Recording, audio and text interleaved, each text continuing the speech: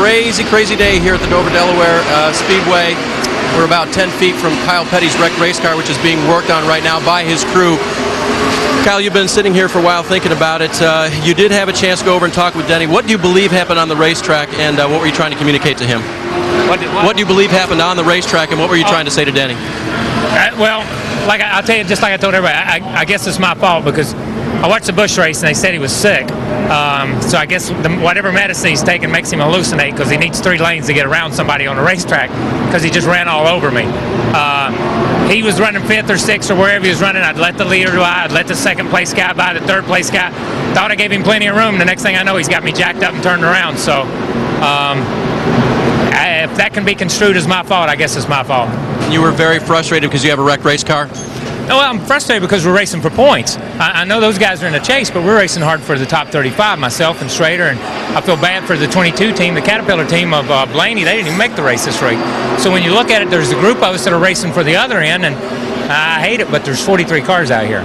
And just like I said, if maybe he's a great race car driver. He drives really well. He's got tons of talent. Won more races than I have, I'll be honest with that. But at the same time, you know, if he can't drive but 500 miles and stay focused, maybe he needs to give up the Busch job on Saturday and focus on the Cup stuff because obviously he's lost his focus today. And Kyle, your famous father came over and had a couple of words with you. What did he have to say? Nothing. He just patted me on the back. One of those deals, man. Hey, this is part of racing, you know what I mean? That's just the way it is. Kyle Petty here in the garage area. Now the crew is working on it. Looks like they may attempt to get this thing back on the track, but it's already been a very long day for the 45 bunch stock. Kyle Petty referring to the owner's points, and the top 35 is critical. That's where you want to be. His team was 34th coming in. There you see the Richard Petty team. That's the owner listed as Richard Petty. And you want to be in the top 35. Glenn Wood, the owner of the 21 car that Kenny Schrader was driving. Bill Davis's car, Dave Blaney, as you heard Kyle mention, did not make the show today. The 10 car. You know, back there, you know, they're trying to get that car up in the top 35. It's critical to be there because if you're in the top 35 as you're entering 2008, you're guaranteed to make the first 5 races, including the season opening Daytona 500. Well, as far as going to the top 35 in points, Kyle's going to be okay there. He won't fall out of that because of what happened to Dave Blaney missing this race and not being a threat to close it up. So he's okay, just not okay because of the wreck. Schrader's having a tough day too, so he won't get too far out on him. 166 laps to the checkered flag at Dover, and Kenseth will lead him down to the green once again.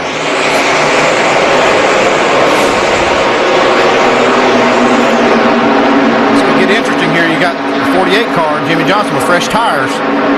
You know, Jimmy Johnson's really going to try to work him over and get one of those laps back. He's 2 laps down right now, and he's going crazy trying to get one of them back at least, and that's the way you got to drive. Like it's a qualifying lap, go for it. Kenseth the leader. Kurt Busch in second. Remember the 48 car, Jimmy Johnson is 2 laps down. How about Ryan Newman being shown back in the 3rd position? Ryan Newman on a 72 race winless streak. There comes Ryan in the 12 car. It's just a matter of time before the 12 car really gets his act back together. Newman really gets around Dover, Delaware. This particular track is really good, so it wouldn't surprise me at all that he gets back up. Look at the 29 of Harvick. Big problems on the restart. Can't seem to get the car up to speed right now. Kevin Harvick had 4 fresh tires by pitting that last caution. He was lined up right behind Jimmy Johnson on the restart. I don't know what he's got going on here, but something's wrong. No, he's definitely got a problem right now. It's either a loose lug nuts or a tire going flat, or he might even have an engine issue. We'll have to check down the pit road reporters to see what's going on down there. Harvick backslide. Pit this time, 3550. He will come off the racetrack now 2 laps down and lose more laps here with this green flag pit stop. When it rains, it pours Right sides only here, right sides only. That's Todd Berrier saying right sides only, so they really feel like whatever problem they have is on the right side. And you hate to speculate on things. I know I just speculated a little bit there, but I used to be a driver, and when that happened, it was always a loose lug nut or a tire going soft on the restart. But that car was sliding all over the place, and you got to believe that maybe it might have been a right rear tire because the right front looked like it was up, but no problem there. And we'll drop him down to 12th in the chase points. He will be the last driver on the chase. As of right now being shown back in 36th position. Well, for a point there, it looks like maybe there was a chance for Harvick to recover. with those 4 fresh tires if he got past Kansas, but right now it looks like he's sealed his fate. He's in trouble right now. 8th and 9th position, watching the 8 car. Earnhardt Jr. in 9th, the 25 of Mears in 8th spot. Earnhardt Jr.'s had a solid car throughout the day. Right now he's running 9th, and the car is handled well. He's had some pit problems and kind of got him hung back in the field occasionally, but he's overcome it, and he's drove the car back up to the front. Threading the needle by the 83 car there, Brian Vickers. That Vickers having a rough day today. You thought he'd be a little better than that. He's really good at these high bank racetracks. 2nd position, Kurt Busch getting a challenge from Carl Edwards, Concrete Carl. On the bottom of the racetrack, trying to take that spot away, and will do it. Yeah, Carl just loves these concrete racetracks. You see, dominated at Bristol, Tennessee. Doing a lot of work in engineering right now, putting a lot of his hopes in Bob Osborne. Really thinks that the engineering department of Roush right now is very responsible for what's going on. And with Matt Kenseth dominating like he is, you can't really question that, you know? Well, as good as Matt's running, I still think Carl Edwards can mount a charge here at the end of the race. He's got a great race car. You got to think they have similar setups, and the track is changing as we go. There's why we call him Concrete Carl. Of his 6 wins this year, 5 of them have come on concrete. All 4 of his NASCAR Busch Series wins. By the way, he's leading the Busch Series points and pulling away. So he's trying to win 2 championships, trying to be the first driver to ever win the NASCAR Busch title and the NASCAR Nextel Cup title in the same year. Well, evidently the issue with the throttle on Carl Edwards has kind of gone away, or else he's understand how to manage it right now. Hopefully it's gone away, because that's just a real bad problem to have to deal with, is having that throttle sticking. But if it hasn't gotten any worse, Carl can figure out how to manage it, and he looks like he's done a great job so far with it. Well, here at Dover, one of the key things is once you get into the corner and the car sets, you got to be able to go part throttle and be able to modulate the throttle in and out of the gas to control the car off the corner. So if he can just have to pull back on it going at the corner, that's probably manageable right there. Let's update what's going on with Kevin Harvick in the 29 car. Dave? And Doc, when a driver knows, and the right rear tire for Kevin Harvick had a big puncture in it right there. You see it circled on this right rear tire. Earlier, a loose wheel, now a punctured right rear. It's not been a good day for the 29 bunch. Now being shown 3 laps down in 37th position. He had 2 flat tires last week at New Hampshire. Now he's had another flat tire, a loose wheel here, and it's really buried Kevin Harvick. Haven't talked much about the 01 car, the U.S. Army sponsorship for Mark Martin, who's the 4-time winner here. You heard him, Tommy, you heard Mike mentioning a moment ago, it's the first time he's driven a DEI car in 2007. They've had DEI engines in the cars from Ginn Motorsports now when they merged about a month and a half ago. Mark, again, will drive the 8 car. He will share the 8 car with Army sponsorship in 2008 with rookie Eric Almirola. But right now, currently running 5th. And if you talk to Mark Martin about what is one of his favorite racetracks, he'll throw Dover in that mix with you. Because, Andy, he always gets around this track good. You get yourself in trouble, you take Mark Martin to Dover, he'll probably bail you out. Yeah, it's hard to believe that we haven't talked about Mark Martin any more than we have, being as that we're at Dover. Well, but now he's in the top 5. He's been pretty silent, but he's been progressively working his way through the field. Right now, we're coming up on 150 laps to go in the race today, and Mark's got himself positioned right where he wants to be. Next time by, it will indeed be 150 laps to go. It is Martin Newman, Kurt Busch, Edwards, all chasing Matt Kenseth back after these messages and a word from our ABC station. Now I mean you. Crank that song. Now I mean you. This telecast is available on ABC HD, presented by DLP HD TV. Now we know the Monster Mile can eat up championship hopes, and it's doing just that today, as you'll see in the FedEx race rundown. Kevin Harvick came into the second week of the chase in 10th position, had never won here. A loose tire finds him 3 laps down. Just a real unfortunate incident. Thought it could have been won with the right side tires when he came in, and obviously found out he had tires going down. Just one of those things that happens at Dover. Jimmy Johnson started the day in first, a flat tire for the 48 car, and he loses ground. Once again, you have to persevere and overcome these obstacles to win this chase. Dover is hard on equipment, people, and parts. You have to continue on.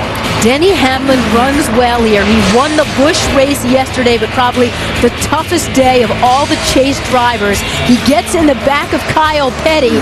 Petty crashed hard, and then a confrontation in the garage. Both of these guys, temper's getting the best of both. Kyle Petty trying to keep the Petty Enterprises car in the top 35. Denny Hamlin racing for points. Just a bad mixture. Very combustible. Yeah, Petty fighting for those owners' points. Hamlin started the day in 9th, but the day has belonged to Matt Kenseth, who's dominated, as we get up to speed on our 12 Chase drivers, beginning with Jamie. Matt Kenseth continues, like you said, to lead the way and set the pace. That alternator not continuing to be a problem. He shut off all those fans. You got to imagine it's getting hot inside that cockpit, but he's continuing to keep it on the gas, guys, and lead as we go. Great day so far, and the best news for Matt Kenseth, he said this is the best his car has been all day. And as you can see, Carl Edwards able to close the gap in the corner, now down to 1 car length as he chases the leader off the turn. Now, he's been saying that the car's been a little bit tight in the center, but getting off, been real good. You can see him chasing down Matt Kenseth. The number 1 word on the radio, though, patience.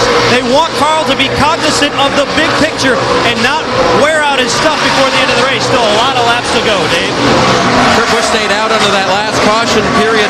On the last stop before that, they had made a track bar adjustment, and his car has gone very, very tight right now. Kurt's come on the radio. I can't believe a turn on the track bar would make the car do that, but right now it doesn't want to turn well for him in the corners as he tries to stay one of the chasers who is out of trouble in this race, Alan. And next behind Kurt Busch is his younger brother Kyle on the racetrack. Been a solid top 10 car all day.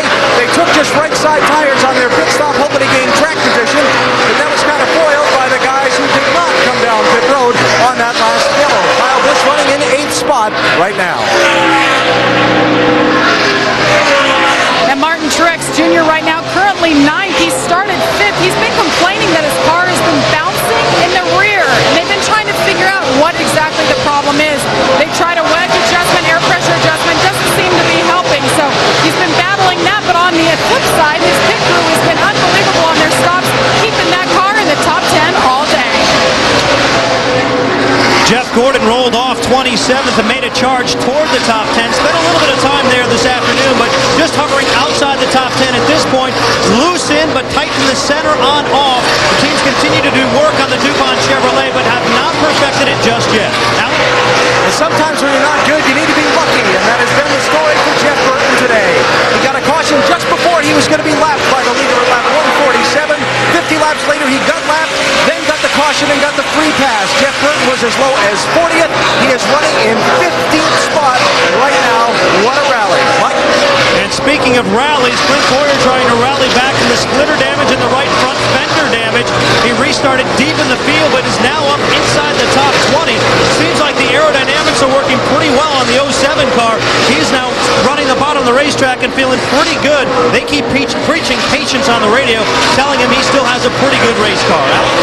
Tony Stewart keeps telling his race team there's a long way to go in this race. Let's make something happen. After this restart, Tony took the measure of the cars in front of him that were a lap down. He passed as the lead goes under contest. There is Carl Edwards going to the point around Matt Kenseth. That's the first time we've seen Kenseth pass on the racetrack in a long time. Just to finish off that Tony Stewart story, he's now the first car 1 lap down. He needs a caution before anybody else gets lapped, and he's back in this thing on the lead lap, Dave. Recall what happened to Jimmy Johnson, Alan. It was a hole in the right rear tire which caused him to pit under green on lap 190. That put him 2 laps down, returning to the race in 36th position. He's had a loose race car since then. They've gotten 1 of the laps back, but still trying to dig themselves out of a hole. As far as the 29 of Kevin Harvick, problems all day with tires as well. The first one, a hole, loose lug nuts on one of the tires. That caused him to have to pit for that vibration. And then, just recently, a hole in the right rear tire. That put him back in the pack, and hopefully just trying to salvage a finish today out of the other guys who've had trouble, including Denny Hamlin, who has returned to the track now. Susie? Well, you're up to speed on the top 12. Every lap, every point, so crucial as there is a reshuffling among the top 12 as we speak. The king of concrete, Carl Edwards, on top right now. Matt Kenseth led 215 laps last year but couldn't get it done. Will this year be different? It's the chase for the NASCAR Nextel Cup.